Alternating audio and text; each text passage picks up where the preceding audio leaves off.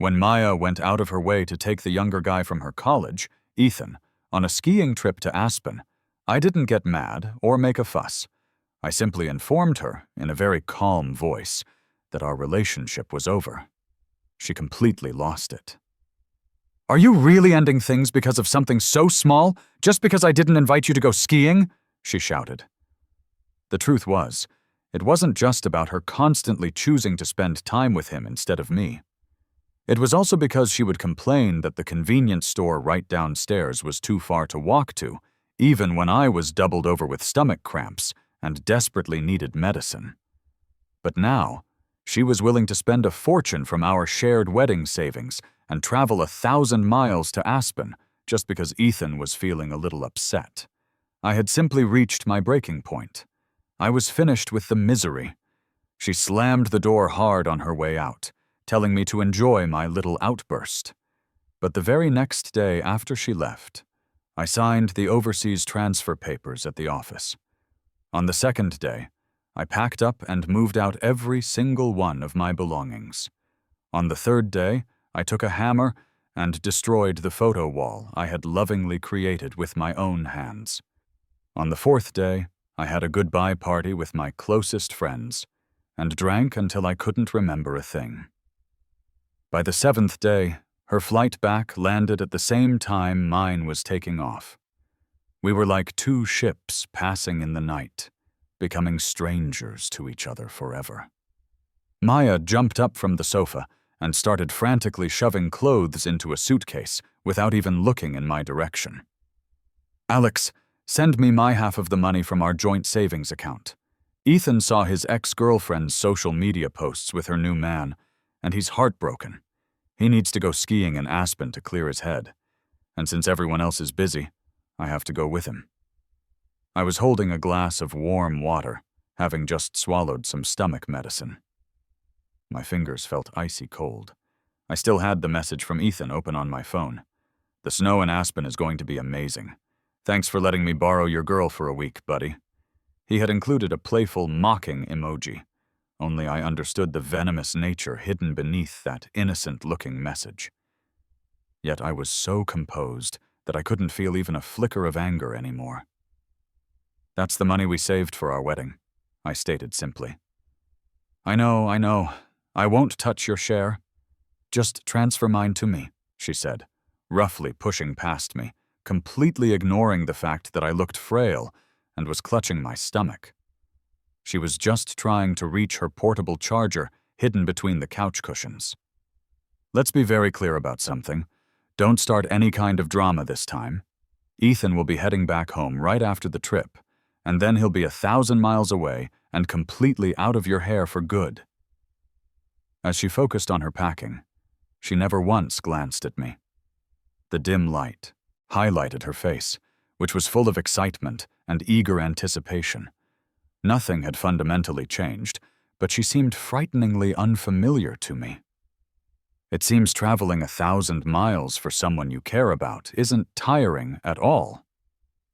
Just 1 hour earlier, my stomach pain had become so severe that I was curled up on the sofa, unable to move. I had begged Maya to walk downstairs and buy me a box of stomach medicine. She was scrolling on her tablet, a frown etched on her forehead, busy picking out gourmet cat food, a cat bed, and toys for Ethan's stray cat. She answered dismissively, "Sweetheart, it's about to snow.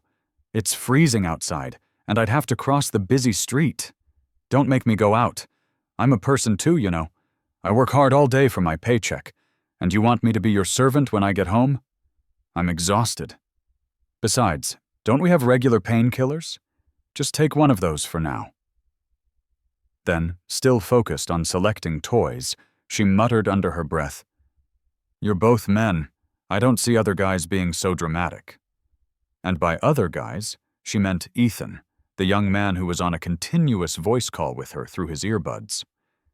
I took a deep breath and asked her directly, "So, taking a half-day off work to drive clear across the city to buy your mentee a limited edition collectible wasn't working hard?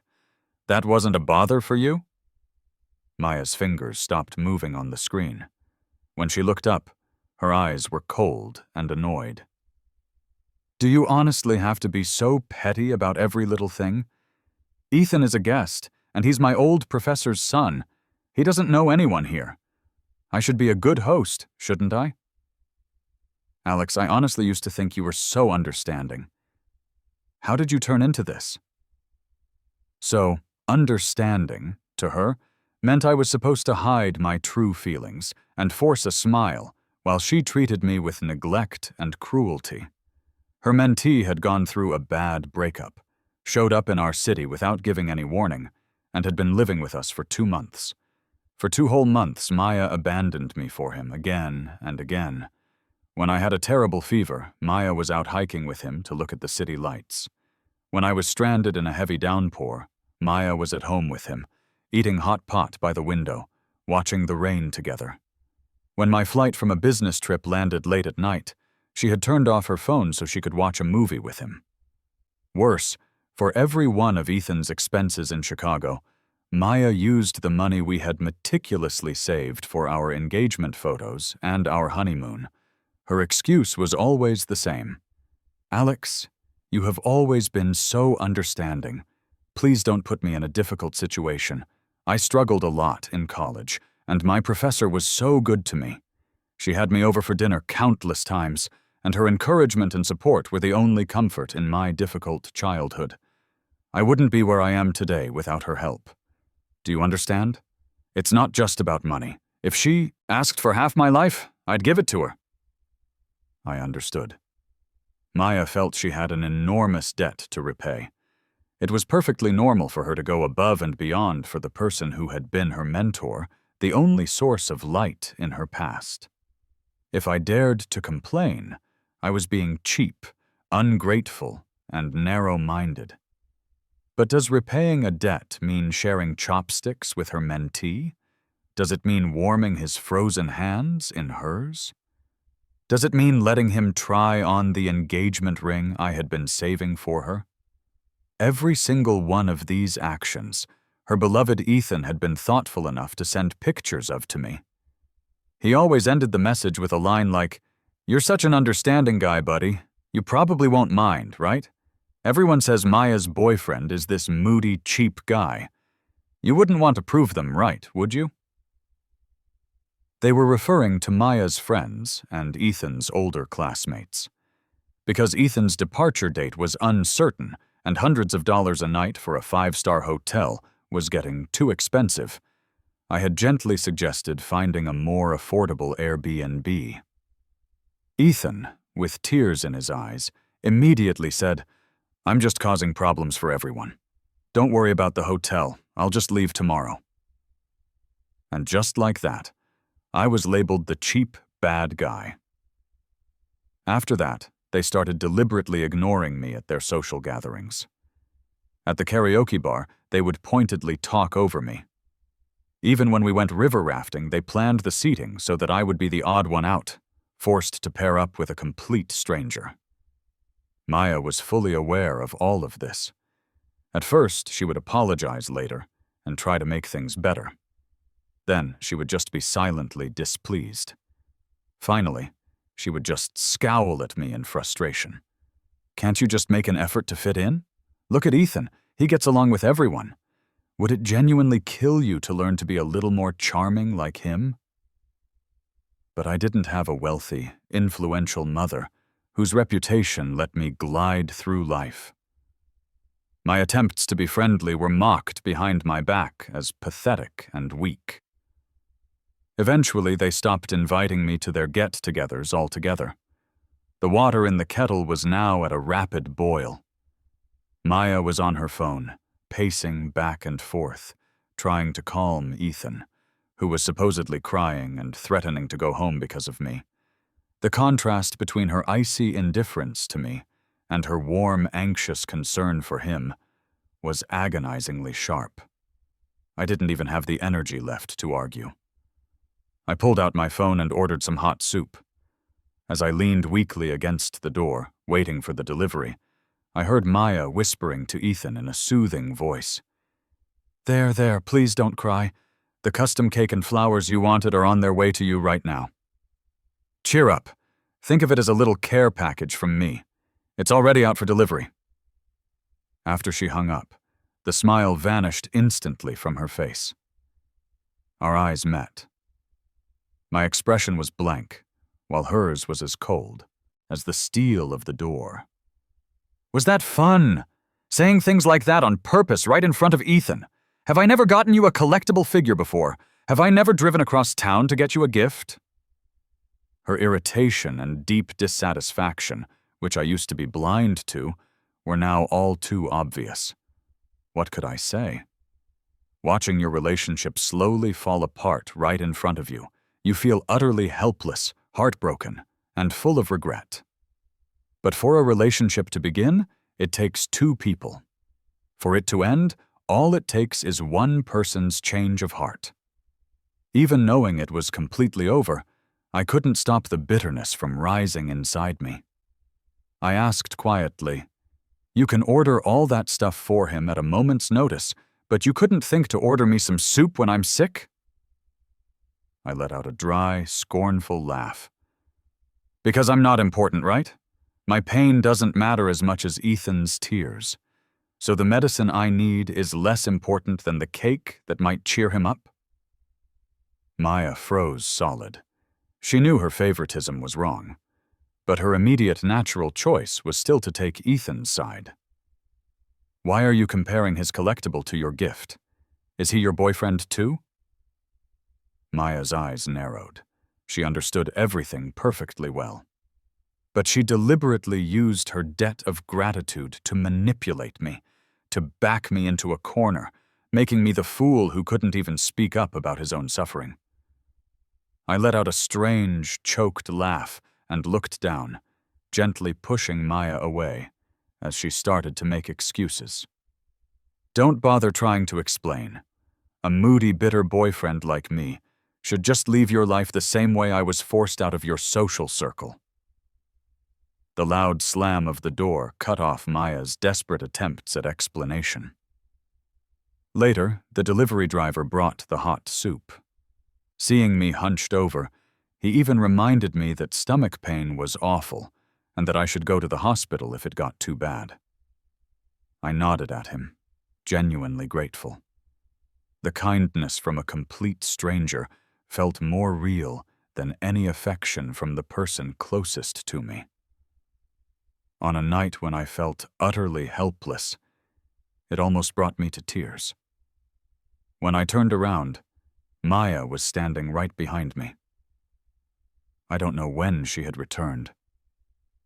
"I'm so sorry. You have always been so understanding. Please, indulge me this one time, just this once. I owe my professor everything. There's no way I can ever truly repay her." She boiled water, prepared my medicine, held a hot compress against my stomach, and fed me the soup. Finally, she lay down on the couch, trying to soothe me. "Ethan just came here to recover from a breakup. He has nobody else here. I can't simply ignore him. We're just like brother and sister. There's nothing else to it, I promise. I'll make sure he gets home safely to his mother next week, and then I'm done with him. Honey, please don't fight with me. I know I've been neglecting you recently, but we have a whole lifetime together. We don't need to fight with him for a little bit of my time right now, do we?" She didn't know that we didn't have a lifetime anymore. While she was busy ordering that cake for Ethan, I had taken a call from my company. She was so focused on her mentee that she hadn't heard a single word. I had accepted the overseas transfer. I was leaving next week. Maya and our 5 years together were about to be left behind in Chicago. "Alex, stop this." Maya's quiet, annoyed voice pulled me out of my memories.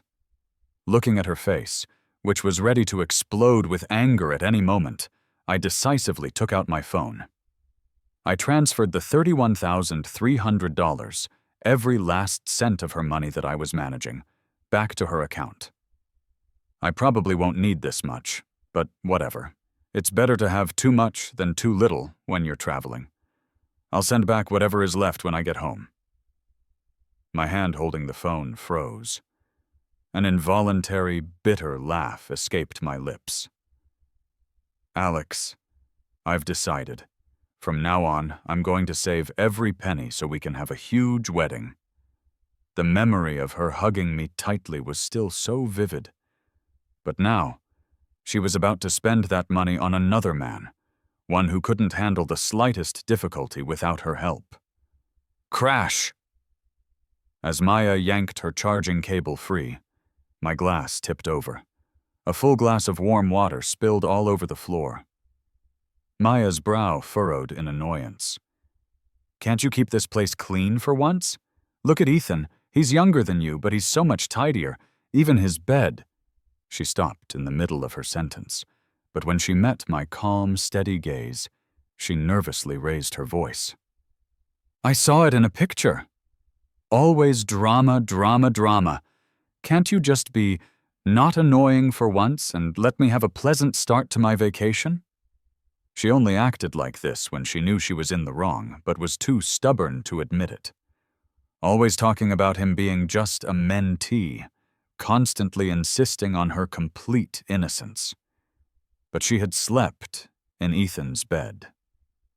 And it's obvious under what circumstances a woman sleeps in a man's bed. The pain in my stomach spread, turning into a stabbing ache in my heart. It was a cold, sharp pain. Oh, it can definitely get even more pleasant. With an icy, slow smile, I said, one word at a time, "We're breaking up." Maya's hand, zipping up the suitcase, froze instantly. In a flash, her face turned darker than the gloomy, snow-filled sky outside.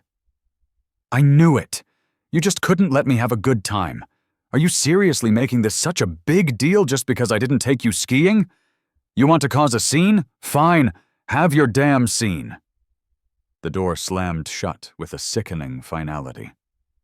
A blast of cold air hit my face, finally breaking the dam of emotions I had been holding back for so long. I knew Maya was standing right outside, waiting for me to open the door. It was our arrangement. No matter how bad the fight, how intense the drama, as long as the person who walked out didn't actually leave, and as long as the person who stayed inside was willing to open the door. It was an unspoken truce. All the unpleasantness would be forgiven and forgotten. In the past, we had covered up the growing cracks in our relationship so many times with this self-deception. But this time, I looked down at the large stain spreading across the expensive rug I had spent so long picking out, ruining it completely. It was impossible to clean, but a waste to throw away, just like my relationship, which had become stale and tasteless, but I couldn't bear to abandon. That door, I didn't want to open it ever again. On the security camera feed, Maya was leaning her head back against the wall, her sharp features twisted in a mix of frustration and internal conflict. She was afraid that if I opened the door, I wouldn't let her leave. But this time, she was completely wrong. Finally, after a notification from Ethan lit up her phone, she gave the closed door one last glance and walked away without looking back. I picked up the stained rug and, without a moment's hesitation, stuffed it into the trash can. It's ruined. I don't want it anymore. Then I opened an app and ordered a box of stomach medicine. If you can buy it yourself on your phone, don't rely on anyone else. That was something Maya had once angrily thrown in my face. A new text message popped up. It was Maya. I'm gone. A week should be enough time for you to throw your tantrum, right? She truly thought I was just acting out again, but not anymore. I took the medicine, turned off my phone, and fell into a deep sleep. For the first time, I didn't care whether she stayed or left.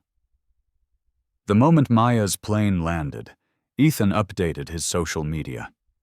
A picture of a tall figure from behind, pushing 2 heavy suitcases, with a bulky men's sports duffel bag awkwardly slung over her shoulder.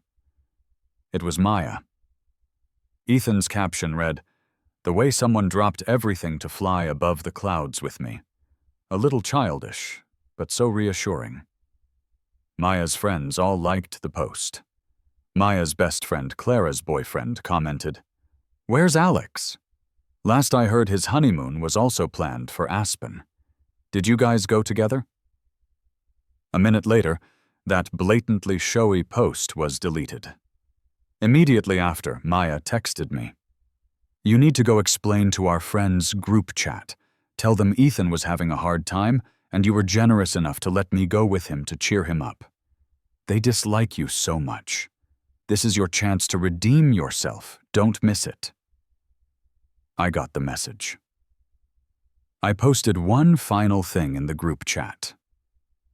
Don't force yourself into a circle where you don't belong.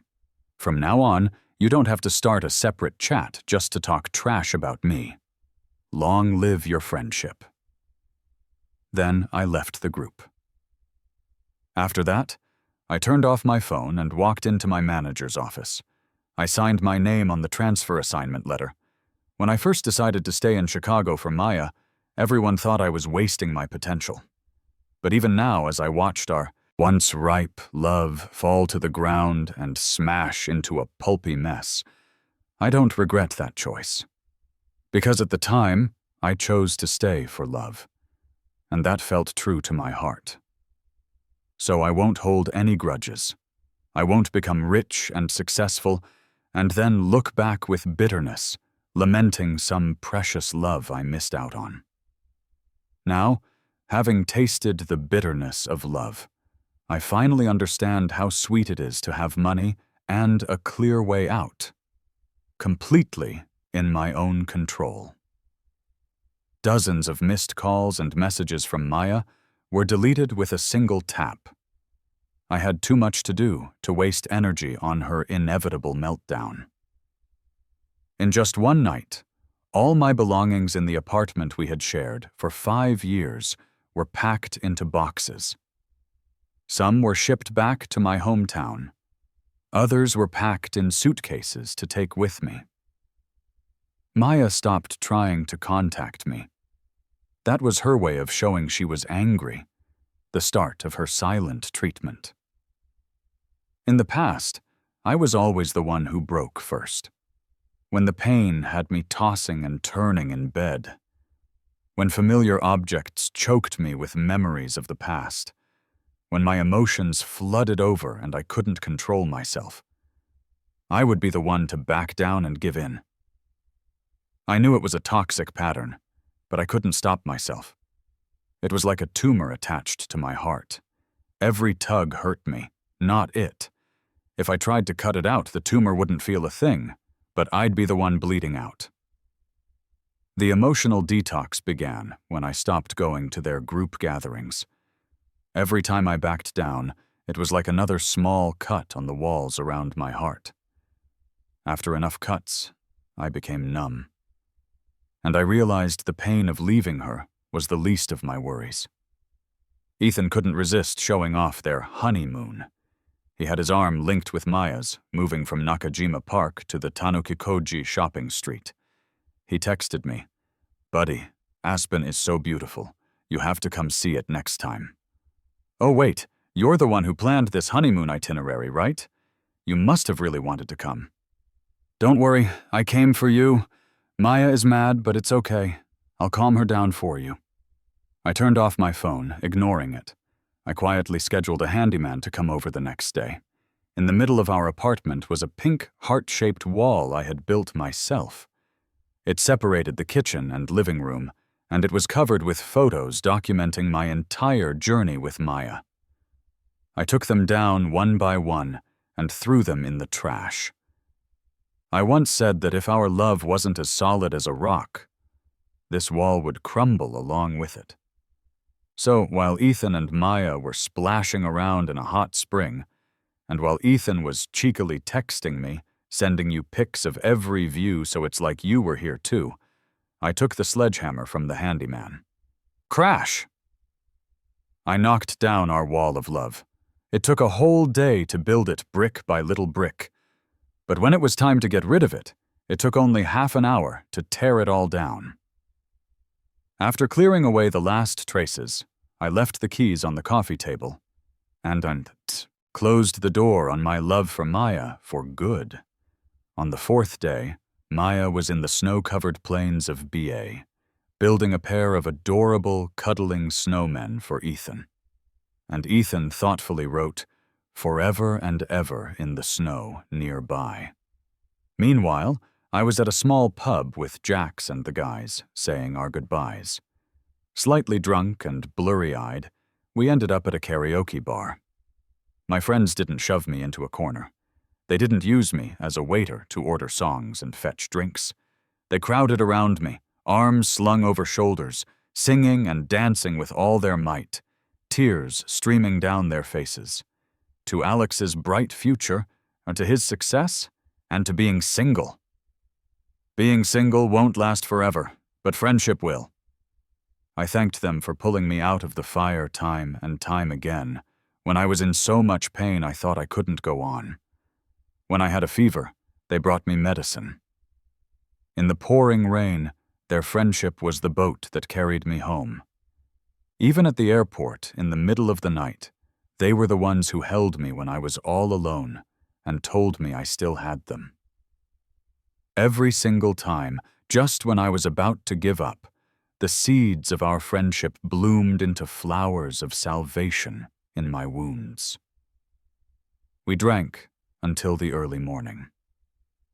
Back at the hotel, I collapsed into bed and passed out. On the fifth day, Maya and Ethan were holding hands. He texted me, "Such a shame, buddy. I grew up a little too late. She met you first." Meanwhile, I was wandering the streets of Chicago, eating all kinds of snacks. Only I knew the spicy, savory taste of that freedom. On the sixth day, on a pink-tinged ski slope, Maya pulled Ethan into her arms. Ethan texted, "Don't you get it yet, buddy? You're the third wheel." She loves me. I didn't have time to process any of it. My work handover was almost complete. My colleagues threw me a farewell party. Without Maya's disapproving glares, I let loose, drank with everyone, and got drunk again. Until the seventh day, when Maya sent me a message. "Landing in 3 hours. Ethan's flying back to Denver. Come pick me up. The presents I got you are too heavy to carry." That was the typical way a headstrong Maya would offer a truce. But what she didn't know was that my flight out of the country was also in 3 hours. I didn't reply. She started calling me like a mad woman. I rejected every single call. Ethan sent me a message. "Thanks for lending me your girl for 7 days, buddy. It was short, but we did everything we wanted to. I gave myself to her. I have no regrets." He had no regrets, and neither did I. The bragging pictures with her friends, the innocent but not innocent provocations, and his shamelessness as a homewrecker. I compiled it all into a simple document. The moment their plane took off, I sent it to all of Maya's friends and to their boyfriends. The guys Ethan always called those annoying boyfriends. Clara is the best. She ditched her date to help me take my cat to the groomer. Even Maya said her annoying boyfriend is way more understanding than you. Olivia waited in line for hours to get me the first pumpkin spice latte of the season. Her annoying boyfriend only got the leftovers I didn't want. Maya said she's already claimed next year's first one for me. "What flavor do you want, buddy? I'll have Maya get you one too." "Sorry, buddy. Clara was supposed to go leaf peeping with me, but her annoying boyfriend was throwing a fit, so I had to steal Maya for 2 days." "You're so understanding. You wouldn't cause a scene like that, right? Sophia's the best." When she saw Olivia give me her annoying boyfriend's birthday present, she insisted on getting me a replacement gift. "I asked for your engagement ring. You wouldn't be too cheap to give it up, would you, buddy?" Every one of his triumphant boasts was mixed with the pain and tears of another man. So he deserved everything that was coming to him. After confirming that everyone had received the file, Ethan, Maya, and her whole rotten crew were blocked and deleted from my phone. The gloomy weather after a week of snow suddenly cleared the moment my plane took off. I walked out of the storm alone, tears mixed with blood, leaving a trail of flowers in my wake. Today, I finally let go of the past. From now on, my future would be nothing but bright. Maya had never felt 3 hours drag on for so long. She couldn't sit still, her mind consumed by the unanswered international calls. She should have been completely certain that Alex couldn't possibly leave her. Alex came from a broken home. His father was a gambling addict who, in a losing streak, had attacked someone with a knife, killing one person and injuring 2 others. From then on, Alex was labeled the son of a murderer. His mother remarried and moved away, leaving him to be raised by his grandmother. He grew up timid and insecure, constantly walking on eggshells. Until he met her. Alex was handsome, with an incredible inner resilience, as if no hardship could ever truly break him. He was like a pine tree growing out of a crack in a rock, tall and straight, braving wind and rain, growing tougher and more upright. She loved him, and her heart ached for him. With the greatest patience, the most steadfast devotion, and the most enduring companionship and encouragement, she helped him rediscover himself over and over. She helped him take control of his own life again and again. She wasn't just his benefactor, she was his emotional rock, his entire support system. He couldn't leave her. Maya knew this better than anyone. Maybe she had been too focused on picking out cat food that day and had forgotten his medicine.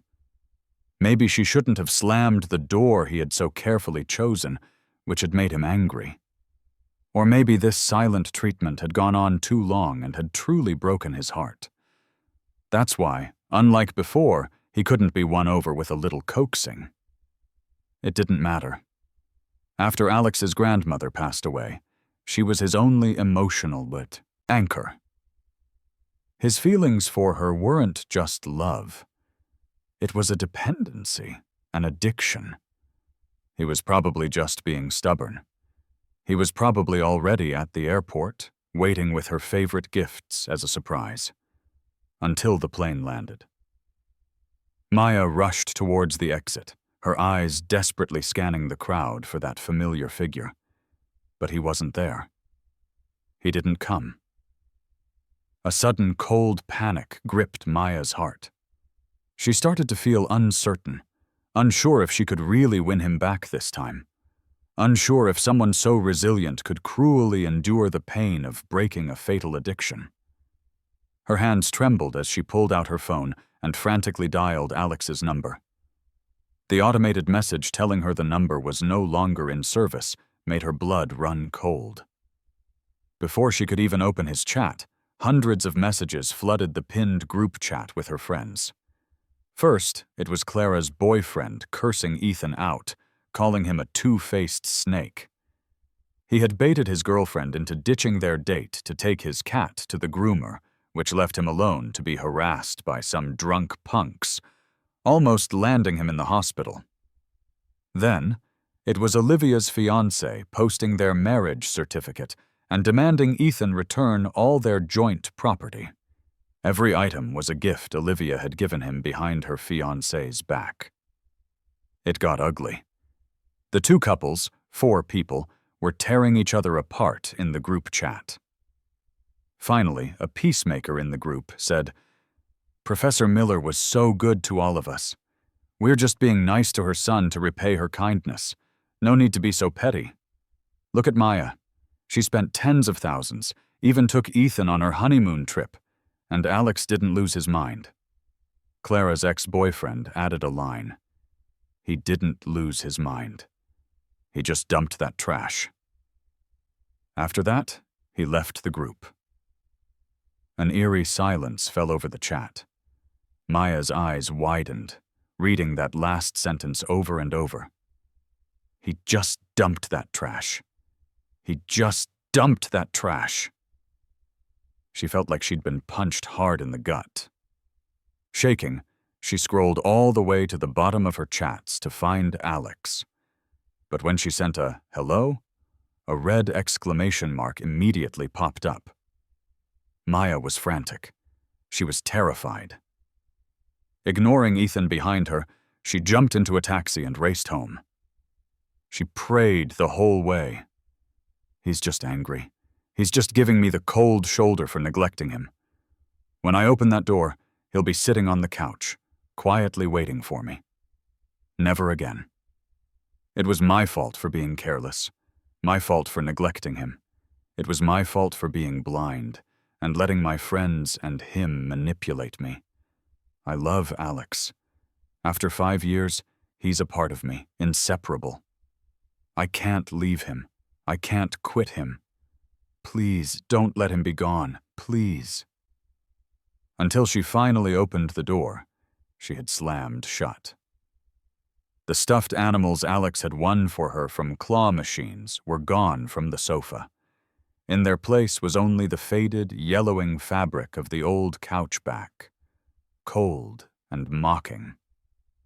The potted plants Alex had brought home one by one were all gone, leaving huge, empty spaces like her own hollowed-out heart. Even the photo wall he had built with his own hands was smashed to pieces, cleaned up so thoroughly that not a single speck of debris remained. Just like her, completely erased from his life. The cartoon welcome mat, the matching mugs on the coffee table, the travel magnets on the fridge, his blue towel in the bathroom. Every trace of him was gone. It was absolute and final, leaving her no room for hope. So his "let's break up" wasn't just angry words. It wasn't a threat. He had really made up his mind to leave. He saw through her wavering feelings, knew her indecisiveness, and understood her selfish desire to have it all. And so he left her. Maya felt herself sway, only one thought in her mind: find Alex, apologize to him. But as she turned to leave, she came face to face with Ethan, his big, innocent eyes blinking at her. It's perfect that he's gone. My luggage is all here. I can move right in, Maya. I've waited for this day for so long. The hands that had once put sweet and sour pork on her plate as a child, the hands she had once held to teach him how to write, now slithered around her waist like a snake. You're the one who chose me, aren't you? Maya was horrified. She shoved him away as if he were a viper. Are you crazy? I have a boyfriend. It's Alex. A corner of Ethan's mouth curved into a cold, manic smile that didn't match his innocent face at all. He doesn't want you anymore, don't you know? But I want you. Have you forgotten? We slept together last night. And Alex knows. No! Maya trembled all over, goosebumps rising on her skin. He would never leave me.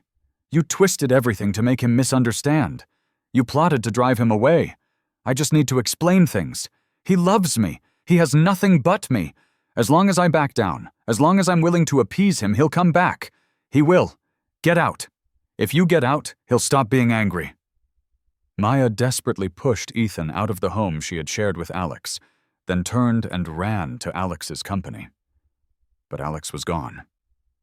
No one would tell her where he went. His arrogant boss, a man she had always looked down on, looked at her with a sneer as if she were a piece of filth. Well, well, look who has some free time. Done entertaining your little mentee, are we? Finally remembered moody old Alex? Or are you just looking for a new butler?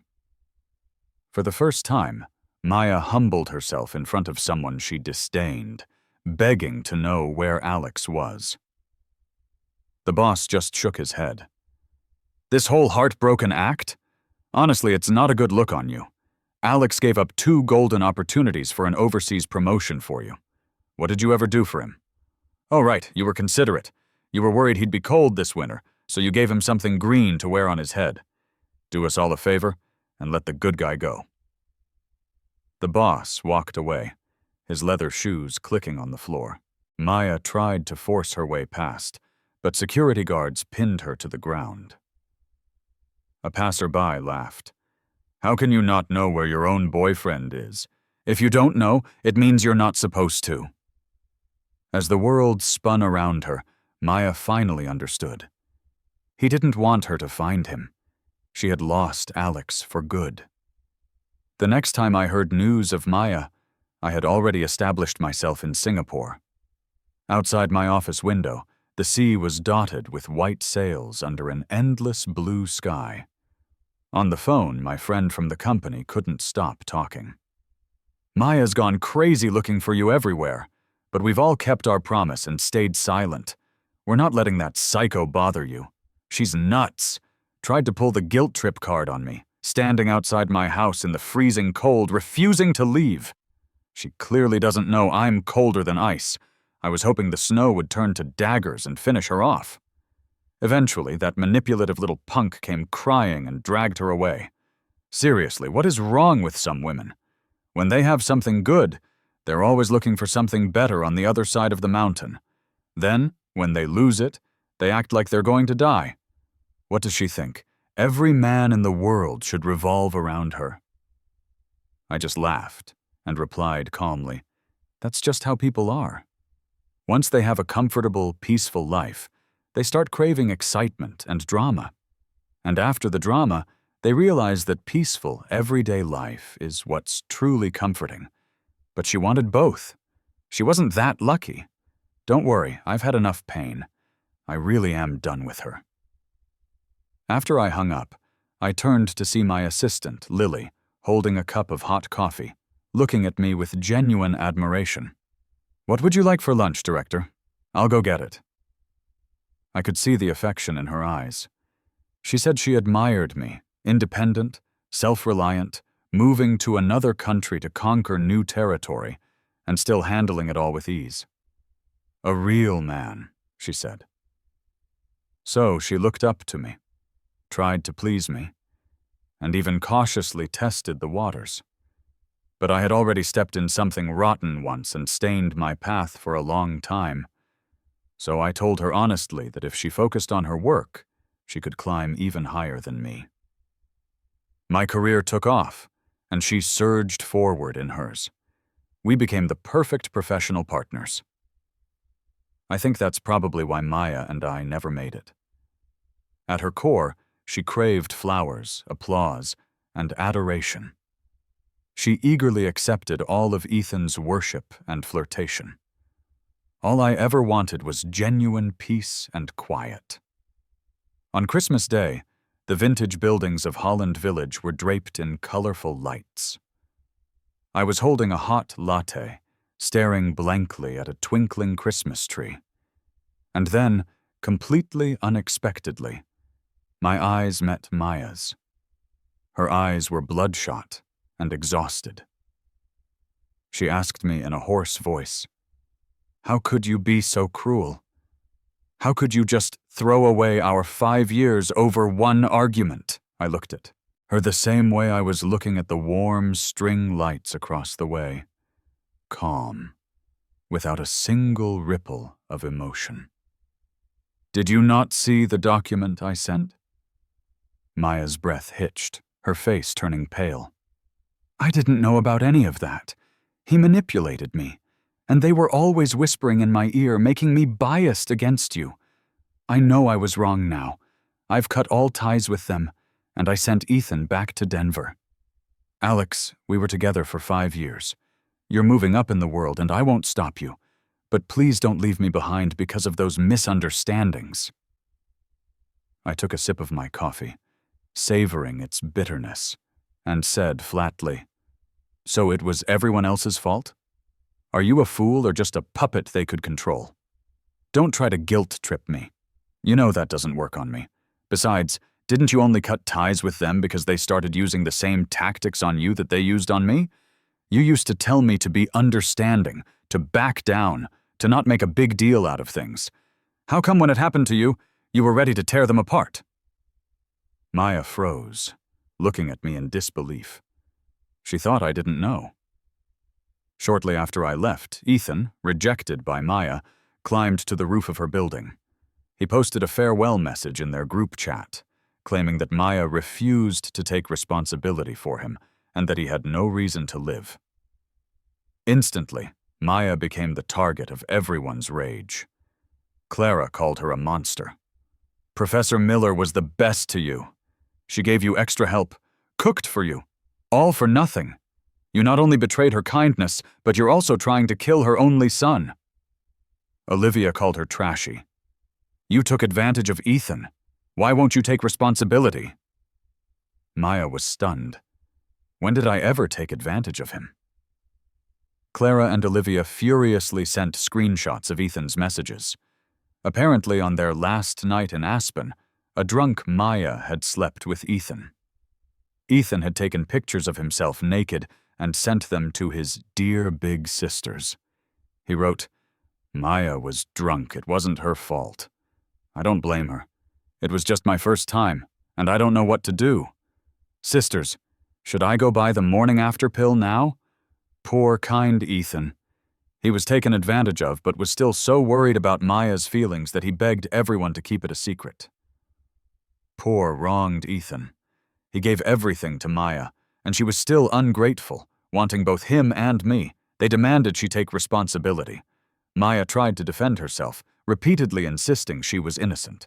But Clara shot back, "You're innocent? Weren't you the one who chose Ethan over Alex time and time again? Weren't you the one who couldn't stand how moody Alex was, so you let us ignore him and force him out of our circle?" Maya slapped her hard. "When did I ever let you guys bully Alex?"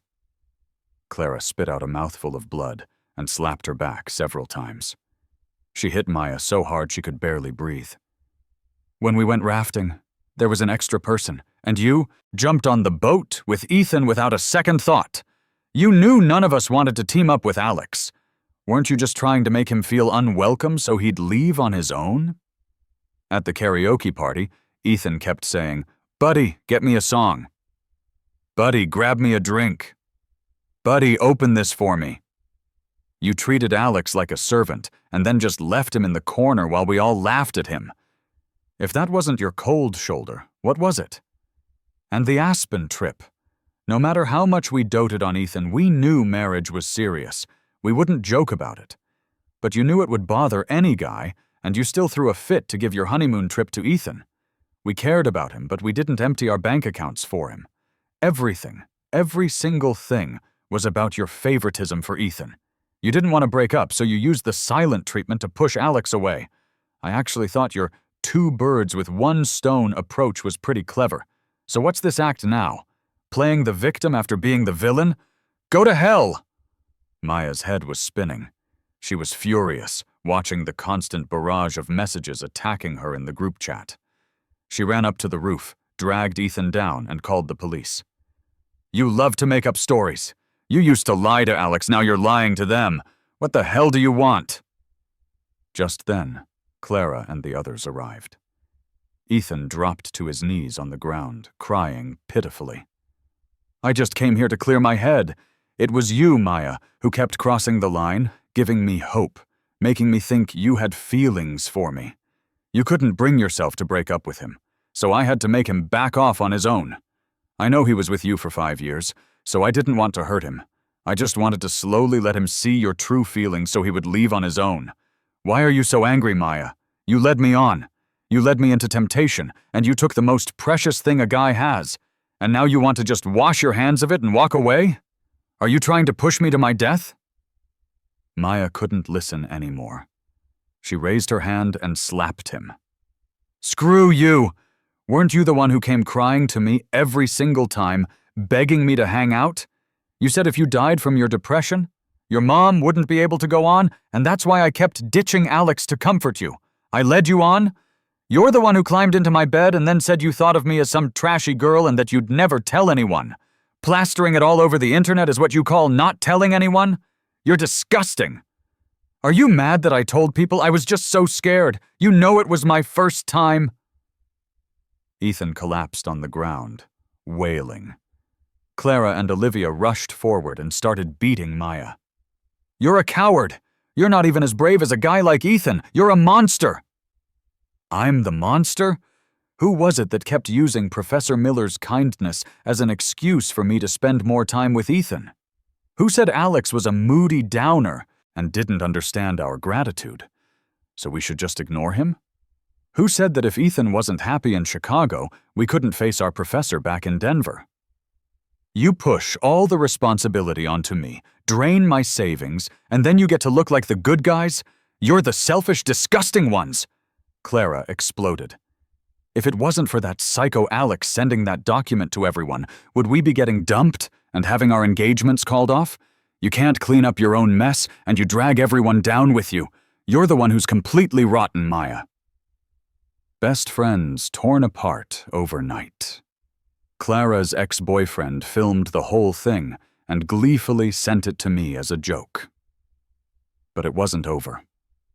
The harassment from Ethan, the ridicule on social media, and the spiteful curses from her former best friends nearly destroyed Maya. Even worse, Ethan started showing up at her office, acting like her boyfriend. Male managers Maya worked with, male partners she negotiated contracts with, even male colleagues she barely knew. Ethan would wait until the busiest times, then run up to them, sobbing, grabbing their arms and begging, "Please stop trying to steal Maya from me. I really can't lose her, please." He would even kneel on the ground in front of everyone and beg them to leave her alone. Time and again, he publicly framed her male colleagues as homewreckers. Someone filmed it and posted it online, causing a huge stir. For those men, it was a complete nightmare. They started avoiding Maya like the plague. A company relies on teamwork. No matter how talented you are, you can't do everything yourself. Maya, the rising star, the one most likely to make a 7-figure salary, was forced to resign. She went mad, kicked Ethan out of her apartment, and disappeared from Chicago completely. Unable to find her, Ethan also went mad. One day, chasing after a woman who looked like Maya from behind, he ran recklessly into the street and was hit by a speeding car. When Professor Miller arrived in Chicago, everyone finally learned that Ethan had a severe mental illness. The trashy girl he always talked about had never been in a relationship with him at all.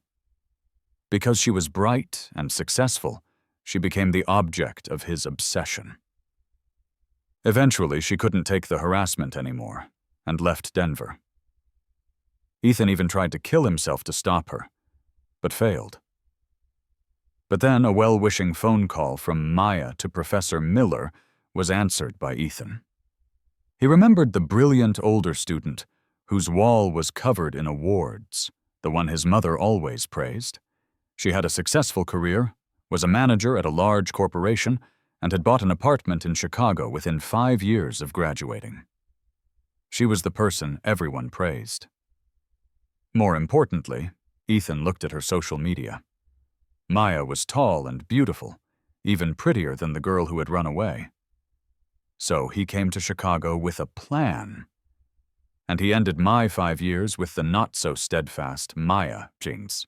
Maya's pain, I felt no pleasure, only a quiet calm. When you were ordering me around, you were always talking about your debt to your professor. Your mentee turned out the way he did. If you had taken responsibility for the rest of his life, everyone would have praised you for your unwavering loyalty. But you didn't do that, did you? Maya swayed on her feet, tears streaming down her face. I never planned a future with him. I swear I didn't. Alex, it's all in the past. It's really over. Can't you just give me this one chance? I smiled. I gave you many chances. When I was left behind on the rafting trip, we fought, and I broke up with you.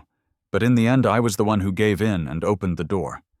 When I was treated like a waiter at the karaoke bar, you called me cheap and a buzzkill. I hid at a friend's house and cried for 3 days, but you said one word about getting hot pot, and I surrendered. When I couldn't reach you late at night, when I was stuck in the rain waiting for you, when I was sick with a fever, and the bed next to me was empty. Every one of those times, I really wanted to break up. But every time the pain was unbearable, and I could only be the one to back down. You knew. For the first 30 years of my life, I had nothing. You were the only warmth I could cling to, my only source of support, the only one who understood my insecurities and accepted me. That's why you were so sure I could never leave you. It took 2 months of detox, like cutting flesh from my bones to completely remove you from my system. Every step was agonizing. I'm not a saint. I won't be pushed to the brink by your claims of innocence and then pathetically offer forgiveness. I was in pain, so you deserve to feel that same heart-wrenching pain. That's why I carefully crafted that breakup document and sent it to every single person I knew. Ethan was unstable long before you did, but I wasn't kind enough to try and warn you while you treated me with such contempt. It's a pain that cuts to the bone. Now that you've felt it, you understand everything. Maya, after all this, after we've both been destroyed, do you really think I would ever go back? Maya finally understood. Even my breakup was a long, painful, premeditated act. I am a resilient person. When I say something, I mean it.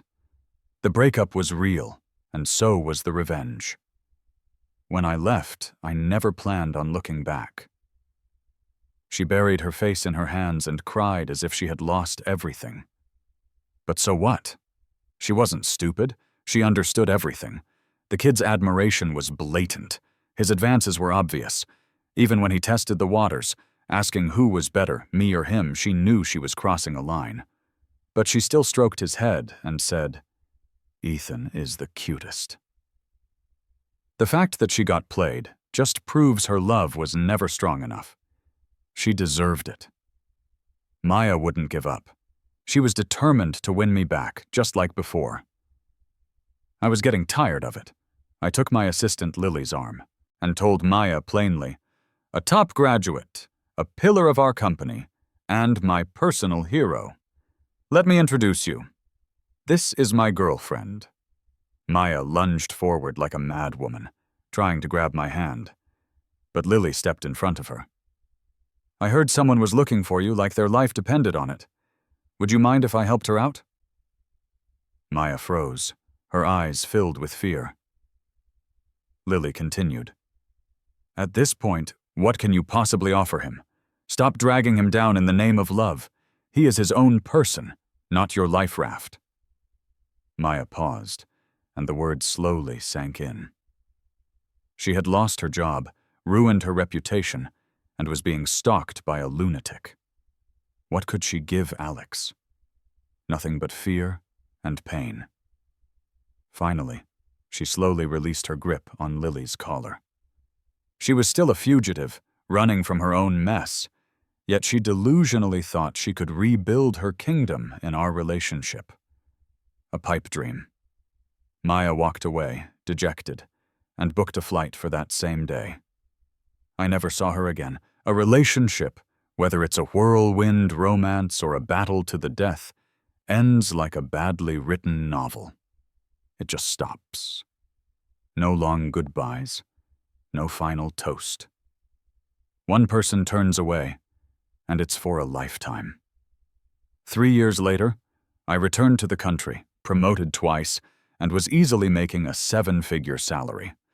At the company's annual party, I was representing our firm and went to toast the client's representative.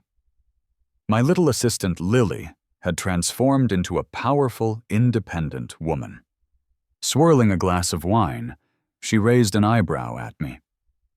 Standing on the shoulders of my family's giant corporation, I'm finally lucky enough to stand beside you. I wonder if I might have the honor of asking Director G to dinner. 3 years is a long time. The spot where I had cut out the tumor had healed over with new flesh. It didn't hurt anymore. I figured that one rotten experience wasn't so toxic that I'd be afraid to take another step for the rest of my life.